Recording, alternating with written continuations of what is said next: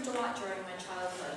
I was born in England, then we moved to Thailand, Philippines, Puerto Rico, California, all prior to coming to Florida. In Florida, I've moved 15 times. So because of that, it was very difficult for me to make strong, lasting ties with family, with friends or with church. Yes, I'm nervous. Throughout my adult life, I have searched for a church that I felt comfortable and at home in. 2 years ago, having attended Shepherd of the Hills periodically, Michael asked if I had ever considered being baptized. Because we moved so much, I wasn't baptized. And it brought tears to my eyes, because I've always known that I wanted to be baptized and had never felt comfortable enough to inquire about the process until Shepherd of the Hills. On April 3rd, 2016, I was confirmed and baptized by Bishop Brewer. It was a very moving experience for many reasons. I felt I was closer to God, and I had been given a church family that I was accepted into with open arms, and I finally had those ties that I had longed for. When I was asked to speak about stewardship, I wanted to think about it because I didn't think I had anything to add. After a sleepless night, I realized that I could use this as an opportunity to let you all know how much I appreciate being accepted and welcomed into the Shepherd of the Hills family. I have become a part of this church. I don't just sit and listen to Father George's sermons because of a sense of duty.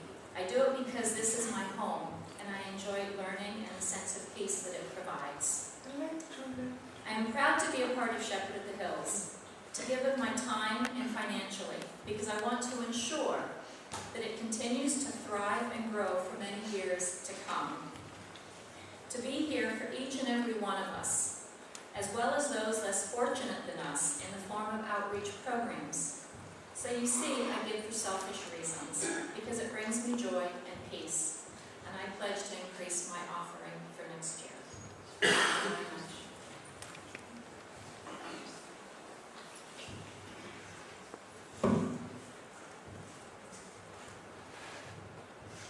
Thank you, Kerry.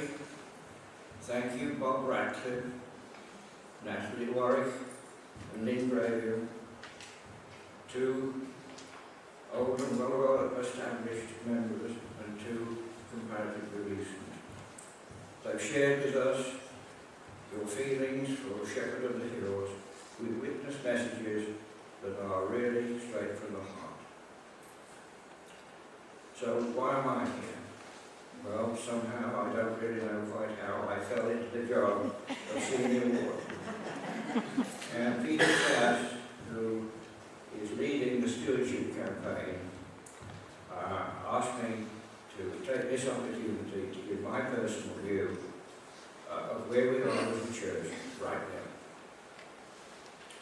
We all believe in one God, the Almighty, and in one Lord, Jesus, His Son, Jesus Christ. We say so by repeating the Nicene Creed. So we do. Jesus gave us commands which are in short that we are to love God with all our heart and to love our neighbours as ourselves. How do we at SOTH do that? I believe that we express our love of God by worshipping.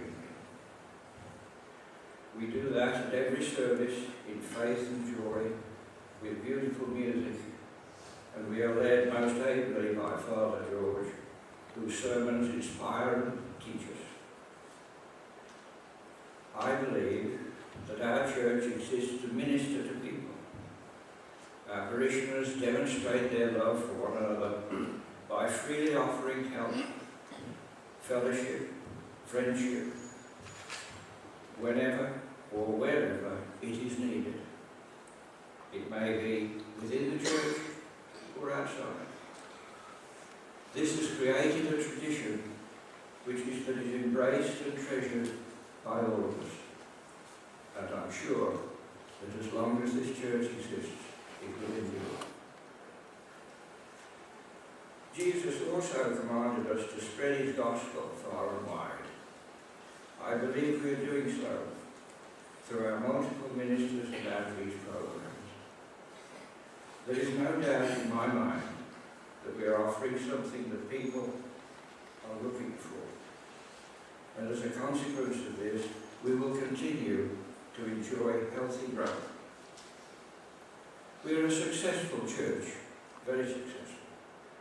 And your vestry is working very hard, determined that it should remain so. They are not complacent. They are continuing to work hard to change lives by expanding the ministry of this church. And we are excited by the opportunity. We have responsibilities too, of course. These are placed upon us by the canons of the Episcopal Church and by our own rules. Amongst those, we are responsible for the welfare of our. We are responsible for the maintenance of this property.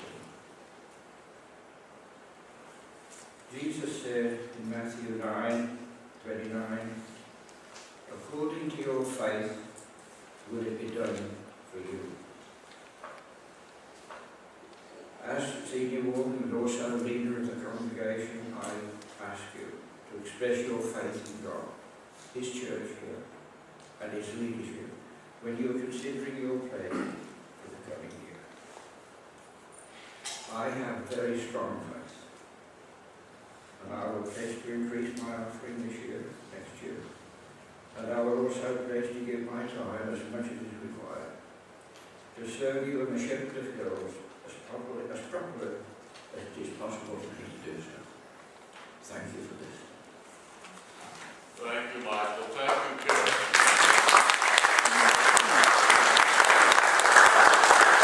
After the service concludes, if you've not already picked up your little pledge card packet, they're in boxes A through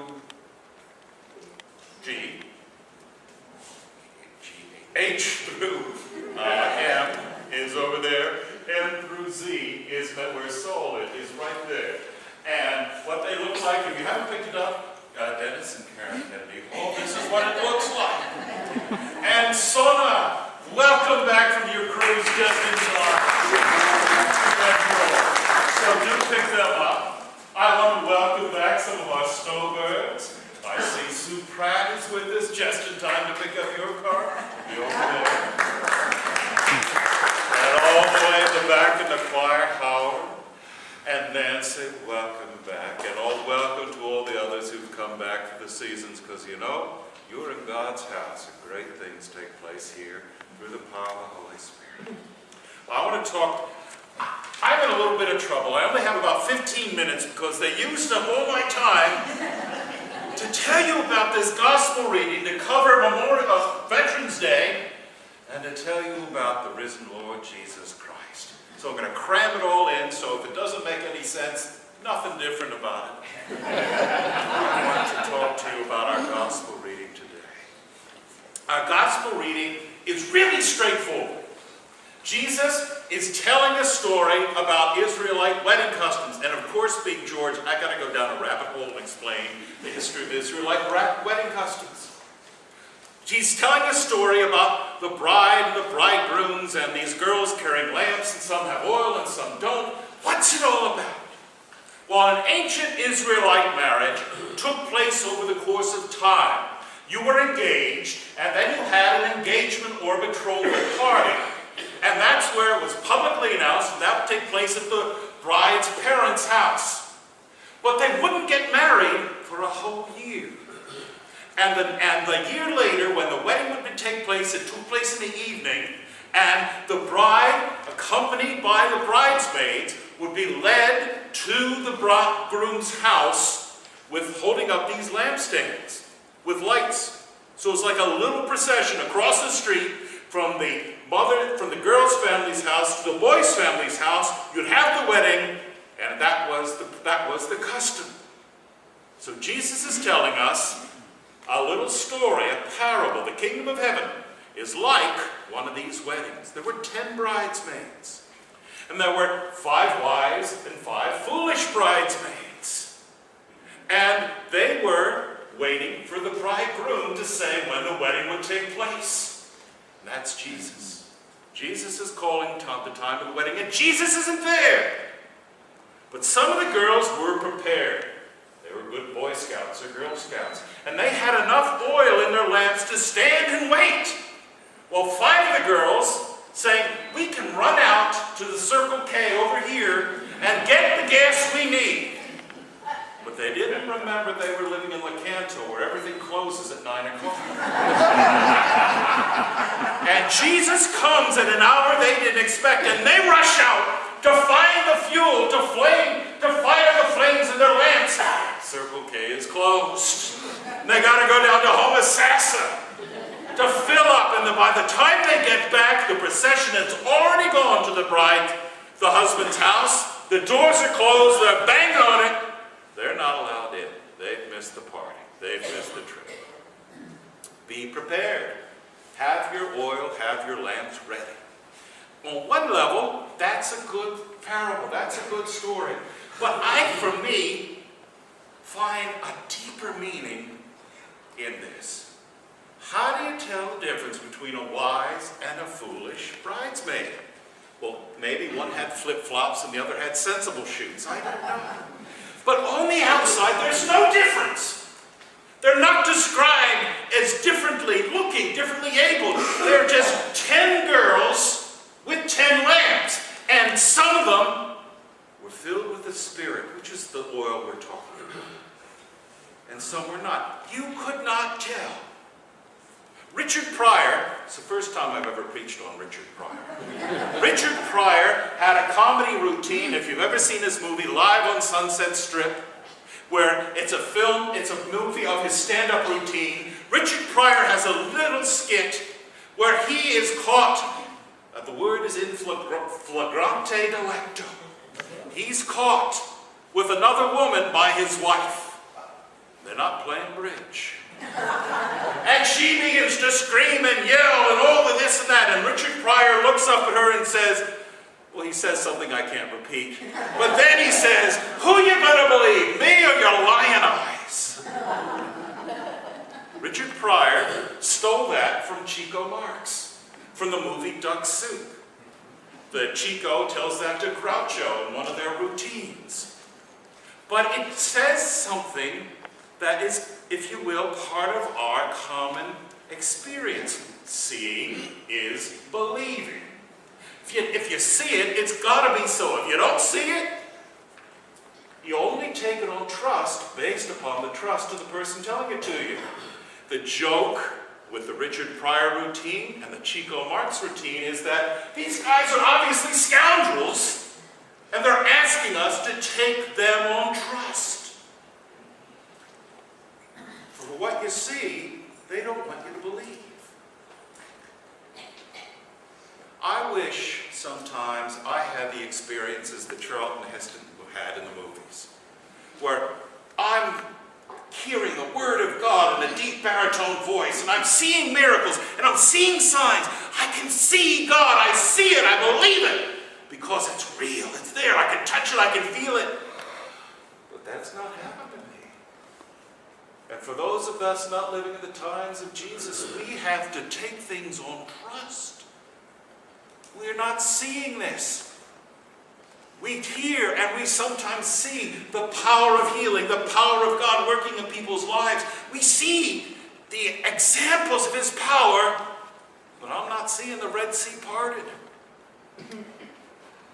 We have to take it on trust. We can't just look and see all that we see. All that is out there is all that there is. As Christians, we're called to do more than just see and believe. We're called to trust. But there's a difference between God and Richard Pryor. God will not let us down. His words are unfailing. See, that's what makes us Christians, is that we stand on the Bible. Because we believe its words are true and unchanging and efficacious, meaning that these words are trustworthy and you can put your life on them. It doesn't matter that you can't see the Red Sea being parted. It doesn't matter that you weren't there when the crucified Christ appeared to the disciples and Mary Magdalene and the women. We take take it on trust that these people who are telling these things are trying to put into words the power that they saw and received. Seeing isn't necessarily believing. If you look at people in this world, you sometimes come up with ideas about them that are completely wrong. As a child, one of my favorite movies was To Hell and Back, starring Audie Murphy. And if you don't know the story of Audie Murphy was a little squirt runt of a Texas farm boy. This guy, World War II breaks out. He's too short for the Marines. He's too light for the Navy. So the poor guy, they send him to the Army, and the Army says, son, you can't be a paratrooper, you're too much of a little weenie beanie. So they hand him a rifle. And he became the country's greatest combat hero of the war. You looked at Audie Murphy. He was a sweet The movie was made almost 15 years after the fact, and the guy still looks 15 years old. He was in his late 30s, playing himself at 18. Yet if you looked at Murphy, he was nothing. But God gave him, something was inside of him that made the difference in his life. So what does this mean to us today? It means we don't judge people by their exterior. Now, how does that work? You don't judge people by their color, by their race, by how well they're dressed, by whether they're rich or they're poor, by how they speak. You don't judge them, you love them. We as Christians are called to be, our first step is to love our neighbor. Not to judge our neighbor. Not to say to them, unless you're completely like me, that's the point that at that point you're my neighbor and I'm going to love you and I'm going to be there for you. You can't tell the difference between the 10 bridesmaids by looking at them. You don't know who's got the oil and who doesn't. You can't see inside that. You can't see inside their spirits. Only God can. And God has given us a straightforward commandment of how we are to live, which is in love and charity with our neighbor. Friends, this is a very simple and straightforward call. But I just don't want to do it sometimes, do you? I want to roll up my window at the intersection down here when the hobos come up and stick their hands out. I don't want to talk to some people who are loud or noisy or different. I just would rather melt away. Oh, I'm busy. It's not the time. It's not the place. But you know what? How are they going to hear the good news of Jesus Christ if all they do is hear me pontificate? And then I run away when the opportunity presents itself to share the good news of Christ. What do they think? Oh, this guy's a hypocrite. It's just words. He's not ready to act. Friends, being a Christian not only means believing upon Jesus Christ, believing in these words of salvation, it means living and acting upon them.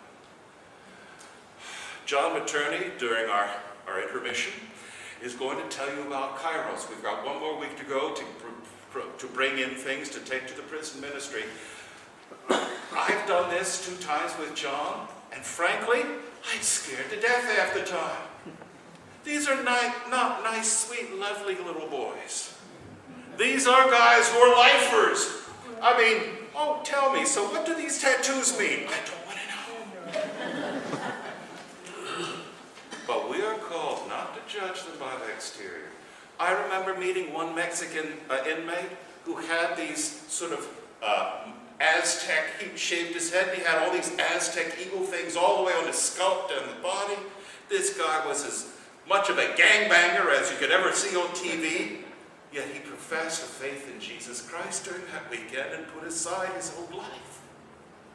Now, if I decided, is this guy worth saving? This is a guy who's never going to get out of the prison. He's never going to be able to be a success story. He's going to spend the rest of his life in the Florida prison systems. Why should I stick out my hand? Why should I bother? The appearances are all wrong. Well, whether I like it or not, God's call in my life is to love my neighbor and myself. And if I'm lost, and if I'm hurt, and if I'm hungry, I want someone to feed me the good news of Jesus Christ. Friends, you don't have to go to prison to meet people in need. Smile at the girl in the checkout line at Publix. Be kind to people around you. Live a Christian life so that people want to ask the question, why are you so happy? What is different about you? Why are you doing these good and lovely and kind things to me? Because it's the power of Christ, the love of Christ that animates. Our gospel reading, as is so much the gospel, can be read on so many different levels.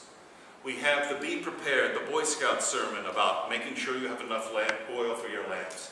We have you can't tell a book by its cover. And you can go deeper and deeper into these things. But understand this, that Jesus is telling this story right after he's had all of his debates with the Pharisees. Now, who are the Pharisees?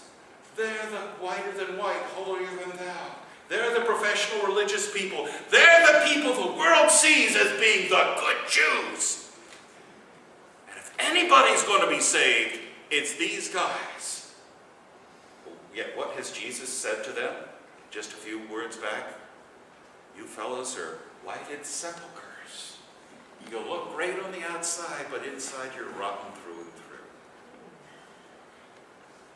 through. The words of Christ tell us not to judge, not to hate, not to puff ourselves up by putting down others, but to love our neighbor. That's hard. It's unpleasant sometimes. You put yourself at risk. Some people are afraid that they might be, something mean would be said if I'm vulnerable or open to. Well, you know, we're still called to love anyway. Each of us, if we accept Jesus Christ, are called not only to listen to his words and to believe upon them, but to obey his words. Serving our neighbor is not an optional extra. It's part of who we are. Now that doesn't mean each of us serve in our own ways. I would rather have all my teeth pulled out than have to help our grass on Thursday. That's not my call. If I got on that mower, I'd turn it over within 5 minutes and have half my fingers chopped off. Each of us are called to serve in different ways. Some pray, some do work, some teach, some share the good news of Jesus Christ. It's different for every one of us. And not one way is better than the other. But they're all ways towards building a better kingdom for Jesus Christ in this world. Jesus calls us to leave this earth a better place when we go. Are you doing that? Are you living your life so that Christ is glorified and the work is being done? Amen. Friends, would you please stand and join with me in saying,